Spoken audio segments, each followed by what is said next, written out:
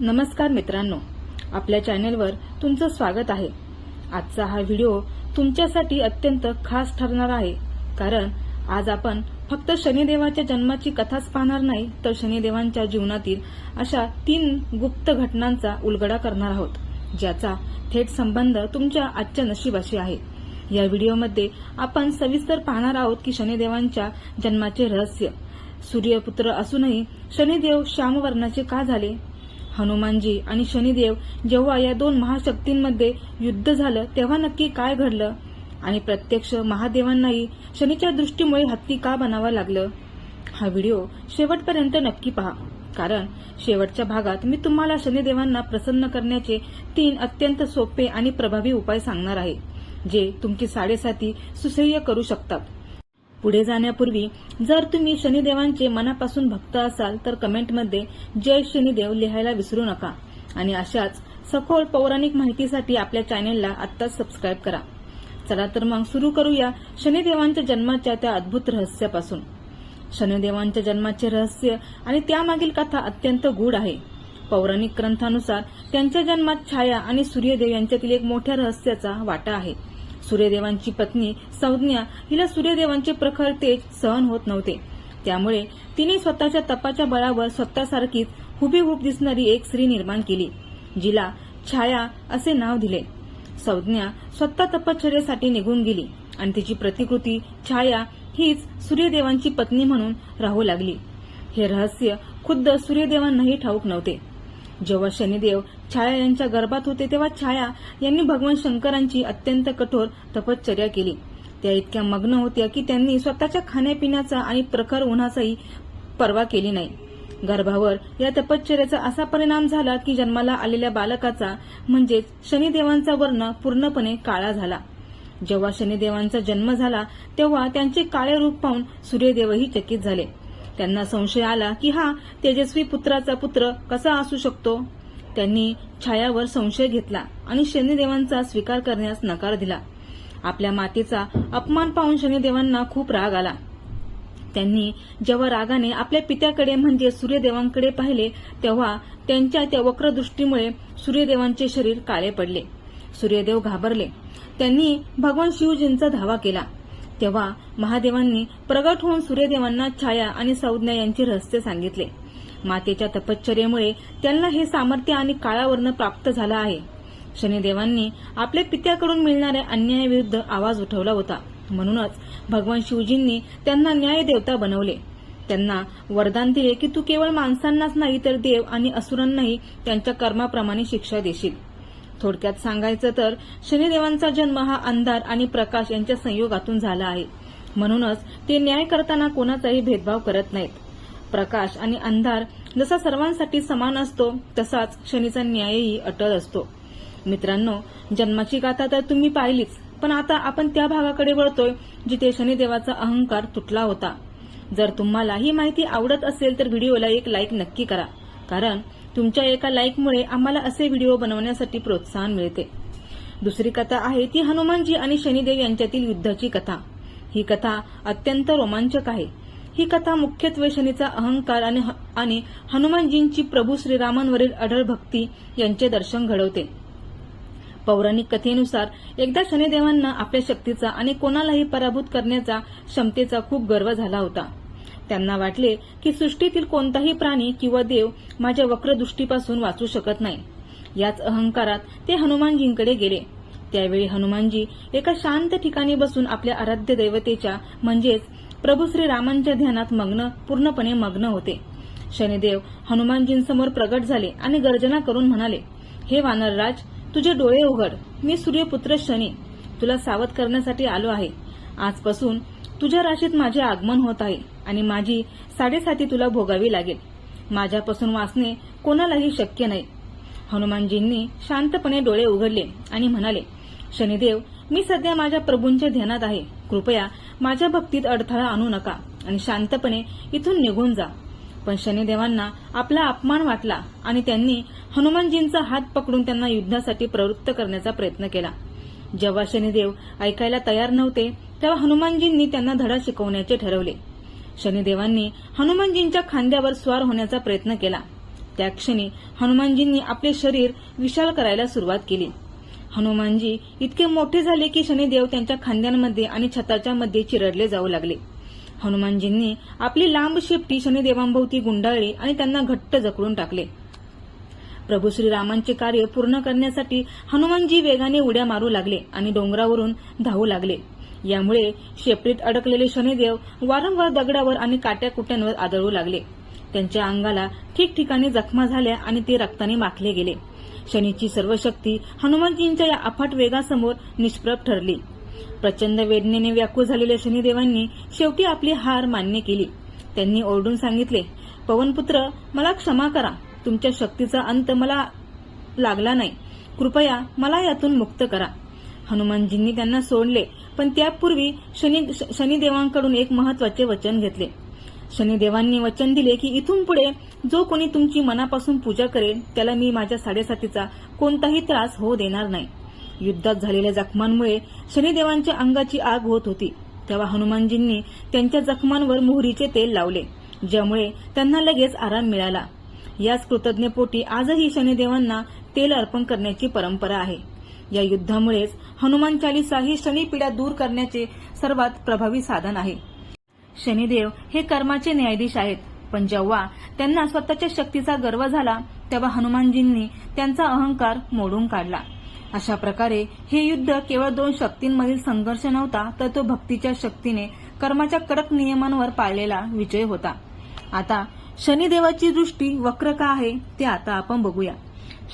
शनिदेवांची दृष्टी वक्र असण्यामागे मुख्यत्वे त्यांच्या पत्नीचा शाप कारणीभूत मानला जातो. पौराणिक कथांनुसार हे रहस्य काय आहे तर शनिदेवांचा विवाह चित्ररथ नावाच्या गंधर्वाची कन्या धामिनी हिच्याशी झाला होता. ती अत्यंत एके दिवशी शनिदेवांची पत्नी त्यांच्याकडे एका इच्छेने आली, परंतु त्यावेळी शनिदेव आपल्या आराध्य दैवत भगवान श्रीकृष्णांच्या भक्तीमध्ये पूर्णपणे तल्लीन होते. त्यांचे ध्यान इतके खोल होते की त्यांना आपल्या पत्नीची उपस्थिती जाणवली नाही. बराच वेळ वाट पाहिल्यानंतर पत्नीला असे वाटले की शनिदेव तिच्याकडे मुद्दाम दुर्लक्ष करत आहे. क्रोधाच्या भरात आणि अपमानास्पद भावनेतून तिने शनिदेवांना शाप दिला, आजपासून तुम्ही ज्याच्यावर तुमची दृष्टी टाकाल त्याचा नाश होईल आणि तुमची दृष्टी कायम वक्र राहील. जेव्हा शनिदेवांचे ध्यान पूर्ण झाले तेव्हा त्यांना झालेली चूक उमजली. पत्नीलाही आपल्या रागाचा पश्चाताप झाला, परंतु दिलेला शाप मागे घेता येत नव्हता. तेव्हापासून शनिदेवांनी ठरवले की आपण आपली दृष्टी नेहमी खालच्या दिशेला ठेवायची, जेणेकरून कोणाचेही विनाकारण नुकसान होऊ नये. शनिदेवांच्या वक्रदृष्टीचा परिणाम किती शक्तिशाली असू शकतो हे स्पष्ट करणारी एक अत्यंत प्रसिद्ध पौराणिक कथा म्हणजे राजा विक्रमादित्यची कथा. ही कथा शनीच्या न्यायाचे आणि त्याच्या दृष्टीच्या प्रभावाचे सविस्तर वर्णन करते. राजा विक्रमादित्य हा आपल्या न्यायप्रियतेसाठी आणि पराक्रमासाठी ओळखला जात असे.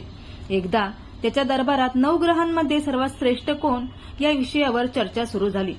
सर्व ग्रहांनी आपापले महत्त्व सांगितले, पण जेव्हा शनिदेवांची वेळ आली तेव्हा विक्रमादित्याने अनावधानाने शनीला इतर ग्रहांच्या तुलनेत कडक किंवा क्रूर मानले.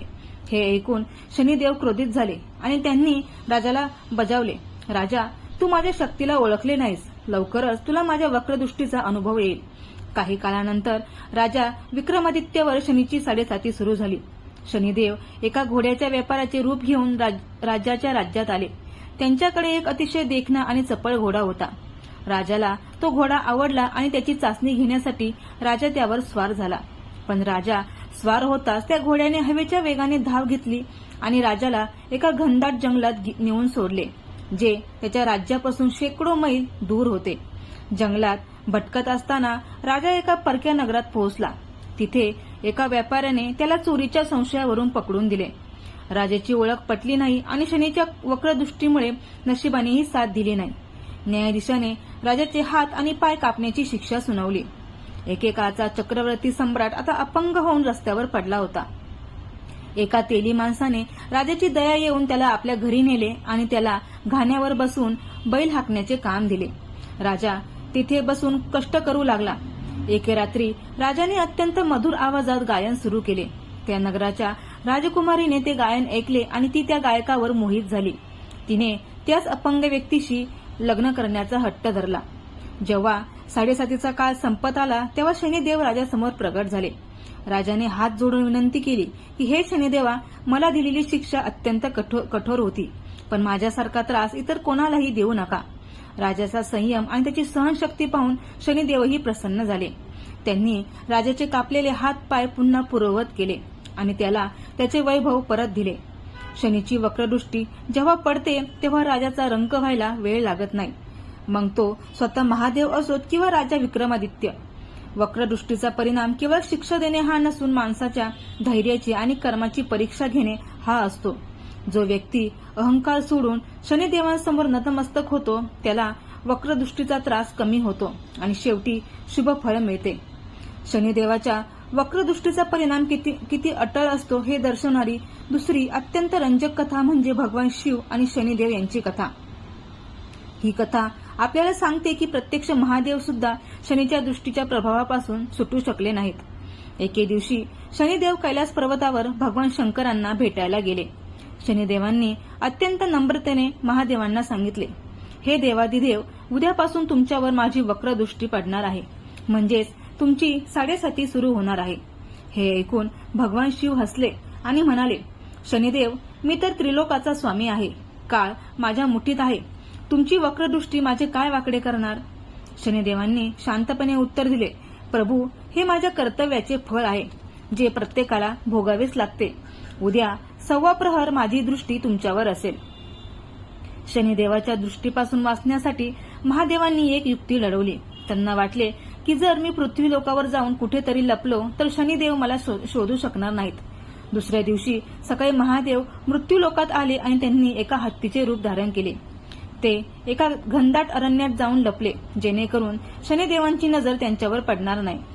जेव्हा 1.15 प्रहराचा तो ठराविक काळ संपला तेव्हा महादेव पुन्हा आपल्या मूळ रूपात आले आणि मोठ्या अभिमानाने कैलास पर्वतावर परतले. तिथे शनिदेव आधीच त्यांची वाट पाहत होते. महादेव हसून म्हणाले, पाहिले शनिदेव, मी तुमच्या दृष्टीपासून वाचण्यासाठी हत्तीचे रूप घेऊन अरण्यात लपलो होतो. तुमची वक्रदृष्टी माझी काहीही बिघडू शकली नाही. शनिदेव मंदस्मित करून म्हणाले, महाराज, क्षमा असावी, पण तुम्हाला असे वाटते की तुम्ही माझ्या दृष्टीपासून वाचलात? उलट माझ्याच दृष्टीचा परिणाम होता की जो संपूर्ण ब्रह्मांडाचा स्वामी आहे, ज्याच्या एका इशाऱ्यावर सृष्टी चालते, त्या महादेवांना एका प्राण्याचे म्हणजेच हत्तीचे रूप घेऊन 1.15 प्रहर जंगलात गवतावर भटकत राहावे लागले. हे ऐकून महादेव थक्क झाले. त्यांना जाणीव झाली की शनिदेवांच्या कर्माच्या चक्रातून कोणीही सुटू शकत नाही. महादेवांनी शनिदेवांच्या कर्तव्याचे कौतुक केले आणि त्यांना आशीर्वाद दिला. ही कथा सांगते की वेळ आणि कर्म कोणालाही सोडत नाही. अगदी देवांनाही त्यांच्या भूमिकेनुसार फळ भोगावे लागते. महादेव जरी श्रेष्ठ असले तरी त्यांनी शनीच्या शक्तीचा स्वीकार केला, जे हे दर्शवते की निसर्गाचे नियम सर्वांसाठी समान आहेत. शनीची दृष्टी म्हणजे केवळ शारीरिक इजा नाही, तर ती व्यक्तीची स्थिती आणि परिस्थिती बदलून टाकते. या कथेमुळेच आजही असे म्हटले जाते की शनीची साडेसाती जेव्हा येते तेव्हा ती बुद्धी आणि परिस्थितीवर असा प्रभाव टाकते की व्यक्तीला आपल्या कर्माचा हिशोब द्यावाच लागतो. शनिदेवाच्या त्रासातून मुक्ती मिळवण्यासाठी हनुमान चालीसा वाचणे किंवा हनुमानजींची उपासना करणे अत्यंत फलदायी मानले जाते. यामागे असलेल्या 2 प्रमुख पौराणिक कथा आता आपण बघूया. रावणाने आपल्या अहंकारात सर्व ग्रहांना बंदी बनवले होते, पण हनुमानजींनी शनिदेवाची सुटका कशी केली याची कथा अत्यंत रंजक आहे. ही कथा रामचरितमानस आणि इतर पौराणिक संदर्भानुसार आहे. असे मानले जाते की रावण हा केवळ महान योद्धाच नव्हता, तर तो एक प्रकांड पंडित आणि ज्योतिषशास्त्राचा जाणकार होता. त्याने आपल्या शक्तीच्या जोरावर सर्व 9 ग्रहांना पराभूत केले होते आणि त्यांना आपल्या लंकेत बंदी बनवले होते. रावण या ग्रहांचा वापर आपल्या सोयीनुसार नशीब बदलण्यासाठी करत असे. रावणाने शनिदेवांना आपल्या सिंहासनाच्या पारीखाली पालथी निजवले होते. तो जेव्हा जेव्हा सिंहासनावर चढायचा तेव्हा तो शनिदेवांच्या पाठीवर पाय देऊन चढत असे. शनिदेवांची दृष्टी अत्यंत प्रभावी असल्याने रावणाने त्यांना जाणीवपूर्वक पालथी ठेवले होते, जेणेकरून त्यांची दृष्टी त्यांच्यावर पडू नये.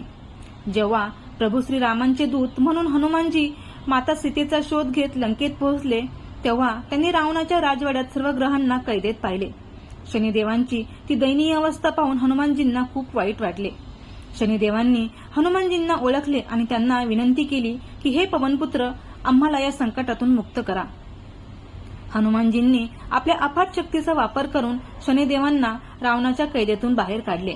जेव्हा हनुमानजींनी शनिदेवांना सरळ केले आणि त्यांना मुक्त केले तेव्हा शनिदेवांनी सुटकेचा निश्वास सोडला.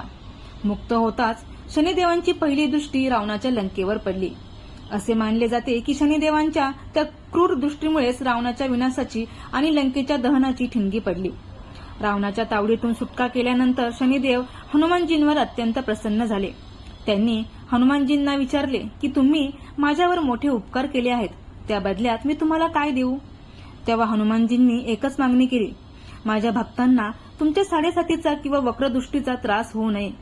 शनिदेवांनी हे मान्य केले आणि वचन दिले की जो व्यक्ती शनिवारी तुमची पूजा करेल, हनुमान चालीसा वाचेल किंवा शेंदूर अर्पण करेल त्याला माझा कधीही त्रास होणार नाही. उलट माझे आशीर्वाद त्याच्या पाठीशी कायम राहतील. आता शनिदेवांचे वाहन कोणते ते आता आपण बघूया. पौराणिक शास्त्रांनुसार शनिदेवाचे वाहन म्हणून केवळ कावळा प्रसिद्ध असला तरी ज्योतिष आणि धर्मग्रंथानुसार शनिदेवाची एकूण 9 वाहने मानली जातात. शनिदेव कोणत्या वाहनावर स्वार होऊन तुमच्या राशीत प्रवेश करतात यावरून त्या साडेसातीचे फळ मिळते. पहिलं वाहन आहे ते म्हणजे कावळा. शनिदेवांचे सर्वात मुख्य आणि ओळखीचे वाहन म्हणजे कावळा. कावळा हा पक्षी अत्यंत चपळ आणि सतर्क मानला जातो.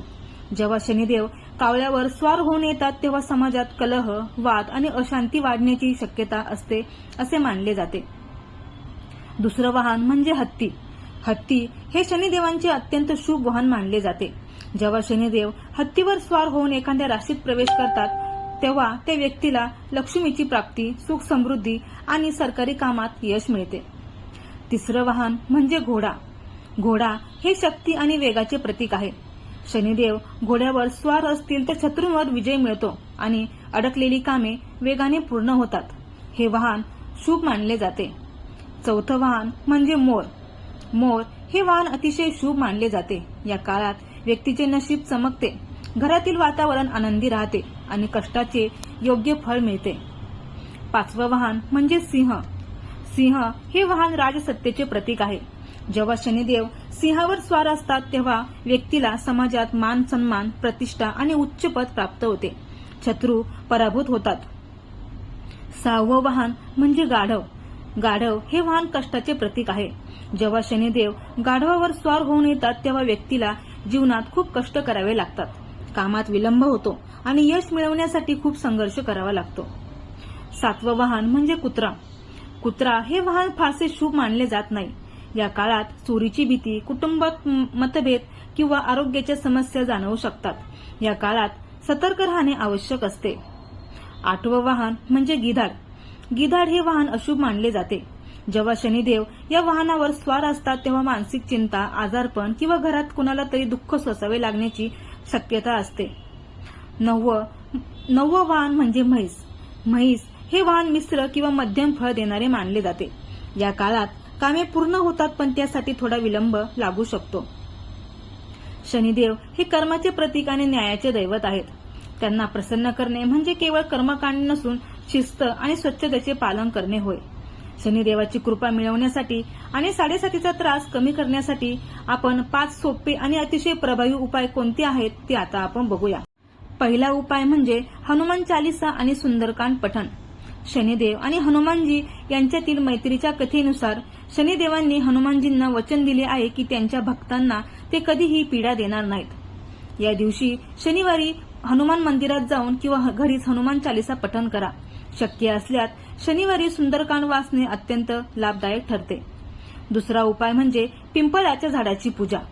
पिंपळाच्या झाडावर सर्व देवांचा वास असतो आणि शनिदेवांना हे झाड अत्यंत प्रिय आहे. दर शनिवारी सूर्यास्तानंतर पिंपळाच्या झाडापाशी मोहरीच्या तेलाचा दिवा लावावा. झाडाला प्रदक्षिणा घालून आपल्या चुकांची माफी मागावी. यामुळे मानसिक शांती मिळते.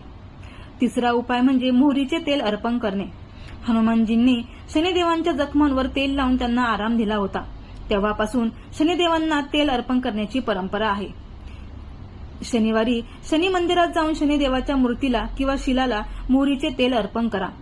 पण लक्षात ठेवा, तेल अर्पण करताना शनिदेवांच्या डोळ्यात थेट बघू नका. त्यांच्या चरणांकडे पाहून नमस्कार करा. चौथा उपाय म्हणजे गरजू आणि गरिबांना दान करणे. शनिदेव हे श्रमिकांचे आणि गरिबांचे प्रतिनिधित्व करतात. त्यांची सेवा केल्याने शनिदेव सर्वात लवकर प्रसन्न होतात. शनिवारी गरिबांना काळे कपडे, काळे तीळ, छत्री किंवा जोडे दान करा.